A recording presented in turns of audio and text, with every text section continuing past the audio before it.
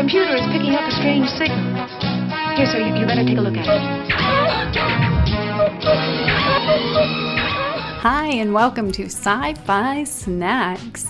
I'm Liz J. Bradley, a science fiction author and poet who adores short fiction and snacks. Each episode of Sci-Fi Snacks is a short and sweet, or salty, discussion of what I loved, what I learned, and what I snacked on while reading new-to-me short science fiction. As always, links to the short stories are in the show notes, so if you haven't read this week's story, head on over, pick up your favorite snack, and then join me as we discuss this week's story.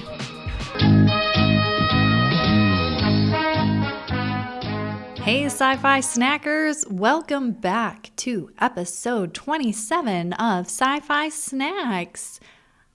I hope you are enjoying our celebrated stories season. I know that I am having an awesome time. I have done all of my vocal warm-ups for today, which includes basically just singing The Life of a Showgirl at the top of my lungs on my drive over to the library podcast studio and doing a recording of an article for SIFWA's magazine online Planetside. And so I am ready to go and record today.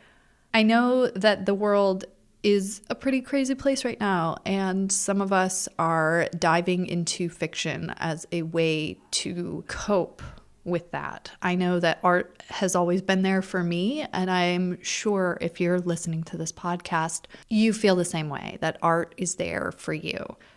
And just a brief content warning for this episode. There is a lot of talk about misogyny, abortion, child death, death in general, a lot of maybe uncomfortable topics. So if this isn't the right time for you to listen, you will not hurt my feelings. Go choose another episode and come back when you're ready, or skip this one. When I read the story for this week, I had half a second of a moment where I was like, oh, this touches on a lot of uncomfortable themes and things that I don't know if I want to unpack or if I want to address or even talk about on the podcast. And then I sat with it for a moment and I said, no, this is an important story. And I chose it at random, completely at random, because what I did for this week is I went back and I looked at the year of my birth. And so I talk about a lot of news stories on the podcast, but I didn't want to just look at stories from the past year or so, because the idea is that they're new to me. And there's so much out there to read that we will never get to all of it in our lifetimes. So for kicks and giggles, decided to look up the award winners for the year of my birth, which was 1989. And the winner of the Nebula Award for short stories was Bible Stories for Adults, number 17, The Deluge by James Morrow. And it was a ride, let me tell you. And I'm sure you're super curious about what the snack is for this week. It came to me that if I was going to be reading a story about the flood, I thought about all the different symbolism and all the different things. And there's no obvious food in the story other than every animal 2x2, blah, blah, blah. But I thought there's a rainbow. What's a rainbow snack? And then I thought goldfish, because there are fish in the water and there's a flood and a rainbow. So rainbow goldfish, right? It was the perfect snack, which I really, really enjoyed. And it's one of those things that I did pay attention this time to see if they taste any different, kind of like how M&Ms, they all taste the same even though they're different colors. Rainbow goldfish are exactly like M&Ms. They all taste the same. If you close your eyes, I did this. I admit, I closed my eyes and tried to guess which colors I was tasting, and no, they all taste the same. So they use, I think, just carrots and beets and natural food dyes in them. And it doesn't add any different flavor. So they're just fun colors. But yeah, rainbow goldfish. Probably my favorite version of goldfish, even if I have the option. I know my kids would vote for the extreme cheddar goldfish, which are good, but they leave kind of a residue on my fingers, and I don't love that. Let me know what's your favorite goldfish. They have sweet ones, they have savory ones, they have a million kinds of goldfish, and maybe we'll do some sort of special goldfish tasting flight someday where I try all the different kinds. But let's get back to what this story is actually about. So let me tell you first a little bit about James Morrow. He was born in 1947. James Morrow has been writing fiction ever since. As a 7-year-old living in the Philadelphia suburbs, he dictated The Story of the Dog Family to his mother, who dutifully typed it up and bound the pages with yarn. This 3-page, 6-chapter fantasy is still in the author's private archives. Upon reaching adulthood, Morrow produced 9 novels of speculative fiction, including the critically acclaimed Godhead trilogy. He has won the World Fantasy Award for Only Begotten Daughter and Towering Jehovah, the Nebula Award for Bible Stories for Adults, number 17, The Deluge, and the novella City of Truth, and the Theodore Sturgeon Memorial Award for the novella Shambling Towards Hiroshima. A full-time fiction writer, Morrow makes his home in State College, Pennsylvania, with his wife, his son, an enigmatic sheepdog, and a loopy beagle. So that's James Morrow, our award-winning author here. I am always excited to see little bits about authors that I don't know anything about, where we've lived in similar places or we have similar backgrounds, because it's always just kind of fun to see those things. I think that was part of what brought a little hesitation here. James Morrow, his writing, he is always confronting Christianity. I read some more articles and interviews with him to prep for the podcast, and he was raised as a Presbyterian in the Philadelphia suburbs, and so we have a lot of similar background in what we're pulling from. So it can be really interesting to see how he takes these speculative views on Bible stories and different things. And it's something that he visits again and again and again in his own writing. And I know after reading this, I'm super interested in reading Only Begotten Daughter, which is the kind of alt history, forgotten history type style of the sister of Jesus. This week's story is similar in that he's taking a Bible story and he's showing us what didn't get written down. I call it alt history because that's kind of what my brain wants to categorize it as, but I don't think that's altogether accurate, especially because in this week specifically, like, they can prove that Jesus was a person who walked on this earth and things like that, but we don't have accurate records, I guess, of like Noah and the flood. Like, there's a lot of speculation, which is, why we get speculative writing about this kind of thing. So I call it alt history. I guess you could also just call it like an untold story or pure fiction, whatever you want to call it. It's not super important to categorize, I don't think, but I do like to look at it in terms of, we're a science fiction podcast. How does this fit into the umbrella of science fiction when we're not obviously like in space with lasers and aliens and robots and all of that kind of stuff. So where does this story fit? And this story fits kind of in that wider umbrella of the what if type stories. And this is what if looking backwards as opposed to what if looking forwards. And in both cases, we use what if to talk about the human experience right now. And that's why I love science fiction. So cool. All right, so I've told you a little bit already that this is kind of the untold part of the flood story. Our main character is actually a prostitute who survives. I don't think we ever get her name. It is a first person. So yeah, we don't get her name. It's first person, and then it switches to first person from Noah's perspective, and they only ever call her by her profession. I'm not going to say it on the podcast because I don't like using derogatory language towards women, but it is important that you know that that's what they use in the story. And we'll talk about it because they do it for a reason. It's not just to be like, ooh, I called a woman a W word or whatever.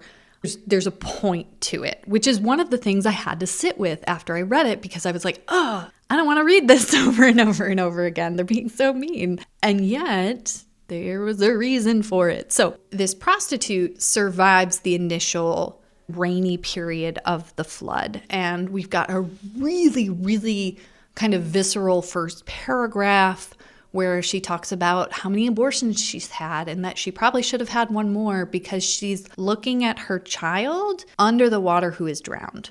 So she sees her child dead and decides that she isn't just going to lay down and die, though. She's not sure why she hasn't died because she's pretty sure that, she knows that Yahweh, God, is doing this to kill everyone who's considered quote, quote, bad. And that obviously includes her because she has a whole list of things about her that make her contemptible and a terrible person or whatever. But she's like, I guess I'm just not going to die. And she takes this toy boat, which I'm assuming is like just a smallish boat. She talks about how her child used to play in it and go across the river and everything. And she kind of lays down in that boat and it's like, I guess if I die, I die.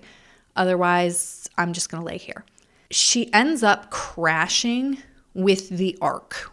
And it's actually this really, really beautifully written moment where she doesn't recognize what she's crashing into. It's kind of this symbolism of she's crashing into Yahweh and Yahweh is going to like strike her down and all of these things. And it's a really beautifully written passage in this short story. And what happens is that the people on the ark actually kind of lift her up out of the water and they're like, wait, there are survivors other than us? What do we do? And so then the rest of the story is this big debate on what do we do? There's this one moment where it's like, well, what would God do? And one of the sons of Noah is like, well, I would do this. And they're like, well, you're not God. And he's like, well, we control what goes on this boat. And it's a whole lot of like heavy philosophy type stuff, but done in a way that doesn't feel cheap. It doesn't feel like you're being talked down to. It's more kind of like lobbing out these questions and these ideas in this scenario that they're all very applicable, but they're not giving you any sort of easy answers. It doesn't take that route of, you see this all the time on the internet because people are just trying to score points against Christianity or against religion or whatever. And they're like, well, blah, blah, blah. And here's the obvious answer, you stupid person. And the story doesn't do that. And I think it's a really hard line to kind of balance where you're critiquing something like this, but you're doing it in a way where the reader has to do that last part. So you throw out the idea and it's like, God didn't give us instructions for survivors. So what do we do? And there is no clear answer. And that is the answer, is there is no clear answer. Now, in the story, in the end, they decide that she must die because even though two of the sons are relatively nice to her, they're like, hey, you can take care of the pigs and the baby velociraptors and dinosaurs and things. You can take care of feeding all of these carnivores, but you also have to live with the pigs and blah, blah, blah. So like you see all these standards of the way they kind of wrestle with the fact that there's this unclean woman on their ship and they have no direction on what they should do. They decide that the oldest brother, Ham, who is super against her, is the one who will kill her. Now, one of the younger brothers, who was kind of enraptured by this woman, he really kind of just saw her as a person and then kind of liked her, he warns her that Ham is going to come and try to kill her. Now, mind you, they have let her live for like weeks and weeks and weeks and do all this work and become not really integrated into their life, but they definitely use her, which that's saying something too, right? They use her and use her and use her, and then we're close to the end of the 40 days, and they decide, all right, well, we're going to kill her now. And Shep warns her so that she can turn the tables. And now this part gets really explicit. So this is another part where she is able to turn those tables, and in a non-explicit way, I will say she dominates Ham, and then she takes his sperm. She takes the sperm from the other men on the ship, like the other two brothers, and then she escapes with their help into like a small dinghy off the side of the ark. And it's stopped raining at this point, but there's still floodwaters everywhere. The ark has kind of run aground on, Mount Ararat, and they've sent out a crow or a raven or some sort of black bird, and the bird hasn't come back. And Noah is like, okay, I guess I will wait a couple days and then send out a different bird. And this time he's like, I'm going to send out the opposite, and it's going to be the white dove from the original Bible story. That bird goes out and ends up bringing back the olive branch. And what we get then in our last scene is our fallen woman out in her little boat, sitting there with, they have ice from a glacier. There's this whole subplot about that, which becomes important now, but it wasn't really important for the rest of the story. But she's got a pot with the sperm from the brothers, and it's on ice so that it won't go bad. And because we have to keep the logic here, right? And then all of a sudden the blackbird that they had released comes and sits on the pot with the olive branch in his mouth too. And we have this woman being like, I will be the mother of the repopulation of the planet and all of this stuff. And that's where our story ends. What I loved about this story was just how much on a line level it evoked emotion from me. Now, a lot of the time, this emotion was skin crawling, uncomfortable, the kind of language that you encounter a lot in horror, in body horror books, and just in your face, make you uncomfortable language. And at first, I was not really on board with that. But then I realized that this isn't just an alt history. This is satire. This is a commentary, which I really learned through looking at interviews and the whole body of work that James Morrow penned over his career. He was making you uncomfortable on purpose. He's using these words on a line level. He's calling this woman not a prostitute, not an unclean woman. He's using slurs over and over again to talk about her. And she uses them herself in her self-talk about who she is. We don't get her name. She calls herself these terrible things because he's trying to draw attention to it. He's trying to make a point. That's the point with satire. And in this story, I thought that was really clever.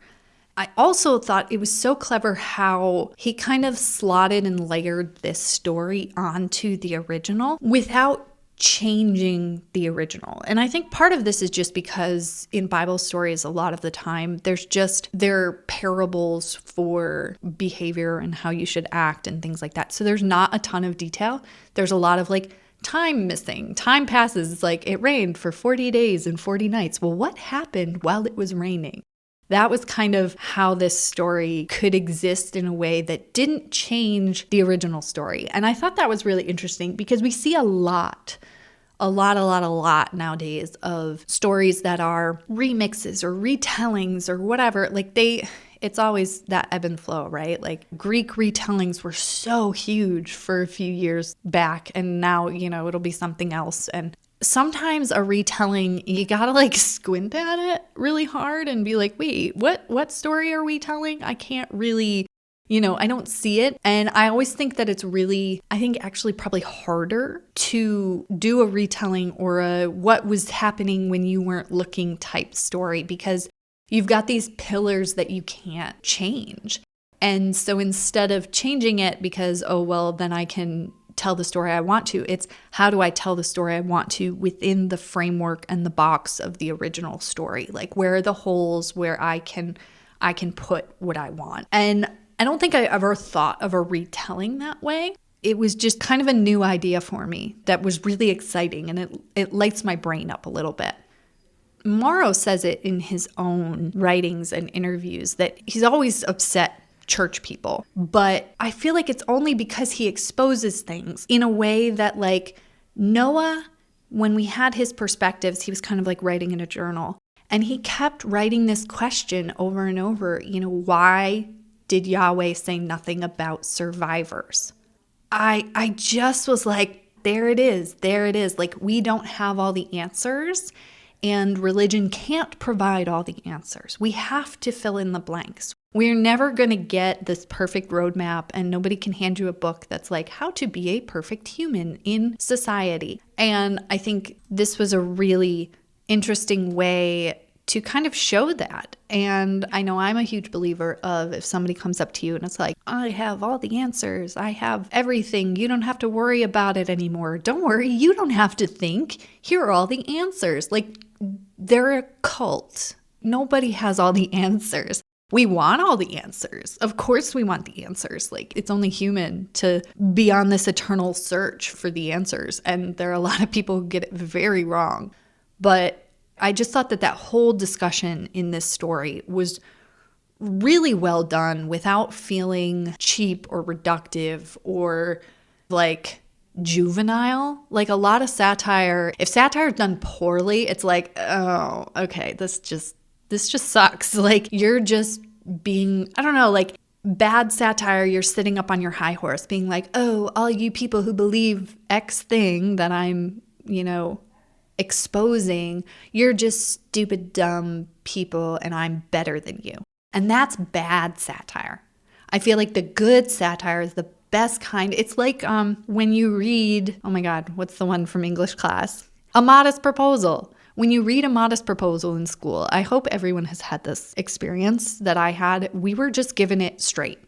We were given A Modest Proposal and we were told to read it, and they were just told, like, this was a news article back in England during plague or during the famine, whatever. And we read it and we were just like, wait a second.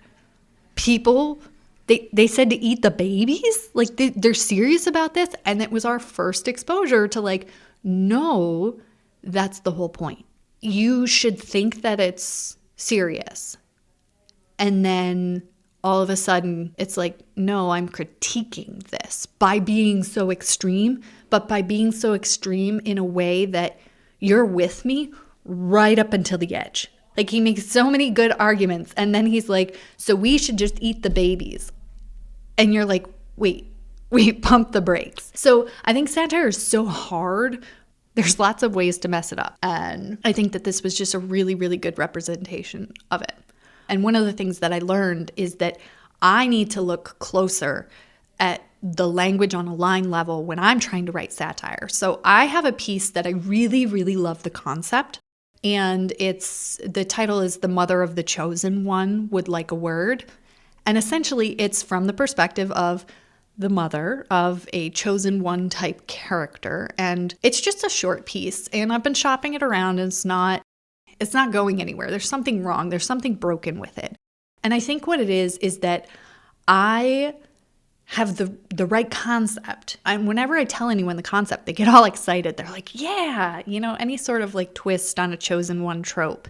I think that we're really hungry for that type of story at this point after having so many chosen one stories. But what it is I think that my execution is falling flat. And isn't that always it? Like, you have a good idea, but ideas are cheap. And I need to look at how I can, on a line level, really up the satirical bits and not just like wink, wink, nudge, nudge, but like actually make the reader uncomfortable. We're so comfortable as a society with the idea of a teenage child being responsible for saving the world. And when you really sit with that, especially as a mother, when I really sit with that idea and I look at my children, my oldest is 10 right now. And if I add 6 years and be like, oh yeah, he could save the world. No, he can't even like remember to brush his hair every morning. And that's the point of this piece. And I think that I need to really look at that balance of not everybody, like easing someone in, being like, oh yeah, of course the chosen one would be this young 16-year-old kid, and then slowly unravel that, as opposed to starting from a place that is a little less artistic or artful in making the argument. I don't know. I've got to sit with this and like think on it a lot. But this is why I do the podcast, is because, I wrote that piece, and when I first wrote it, I was like, yes, this is the best. It's amazing. And now I'm sitting with this and reading more, You want to be a better writer, you got to read more. And so I read something like this and I'm like, wow, why does this satire work so well?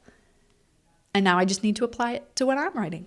I thought it was really interesting in one of the interviews that Morrow did with Strange Horizons. You can find this online. He talked about using comedy as a Trojan horse for grand opinions.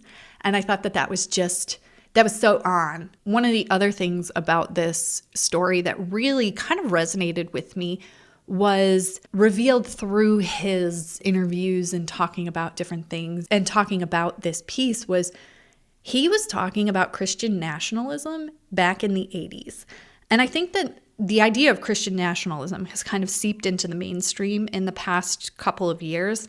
And it's been festering for a really long time, but people weren't aware of it. And I think if you were outside of the loop, you would think, oh, what is this new thing, this new buzzword that everybody's talking about? But like science fiction people are always pushing boundaries, and it's always been a thing. He says in the preface, so when I read this, I read it in a collection. The book was Bible Stories for Adults, and there are multiple stories here. But there was a preface that he wrote, and I want to read to you just a quick little quip here. He said, "Meanwhile, my friends in the nouveau paganism camp accuse me of quaintness. Bible thumpers are straw men, so why bother? In this view, my efforts amount to what P.J. O'Rourke calls hunting dairy cows with a high-powered rifle and scope. My answer is that straw men, once set aflame with zeal, can be quite dangerous, and that the gap between New Age irrationalism and Christian fundamentalism is not nearly so wide as we might wish to believe."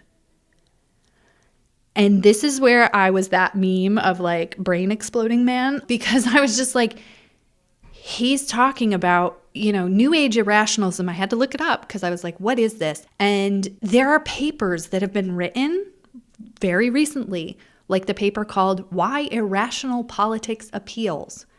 And it's all about like Trumpism and the emergent global right-wing populist movement following the recession.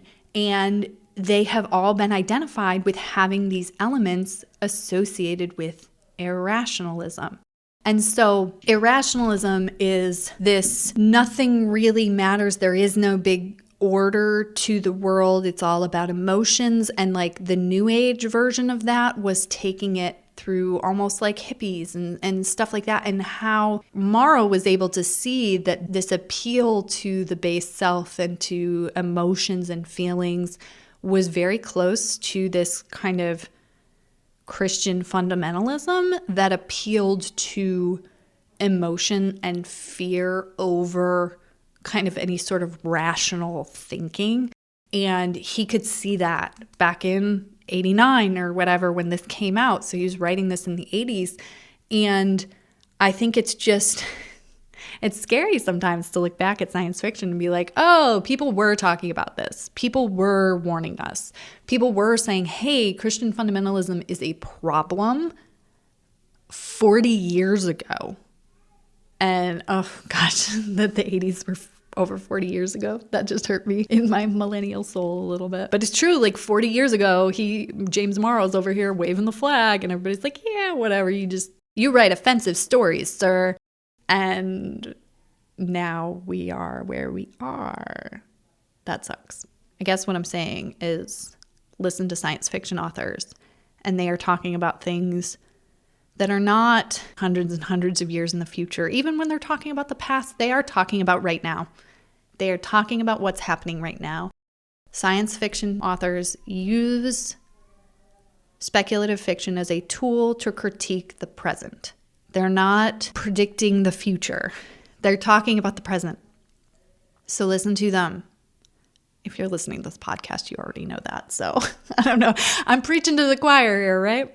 So I guess it's about time to tie this back to my snack for this show. And funny enough, there was not a rainbow in the story. They left that part out. We stopped before the rainbow happened. So there was no rainbow, and there were no fish either. Like, we had all sorts of animals. We never once saw a fish or read about a fish in this whole story. We read about the dinosaurs on the ark. So I don't know. What I thought was a perfect snack for this story was actually not related at all.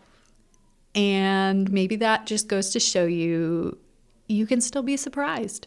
Go read something new. Go get surprised this week. All right. So next week, we are going to be talking about the story The Mausoleum's Children by Eliette de Bodard. And I'm super excited to share that one with you. So go ahead, check out the links in the show notes for this week's story and next week's story. And I will see you around. Bye.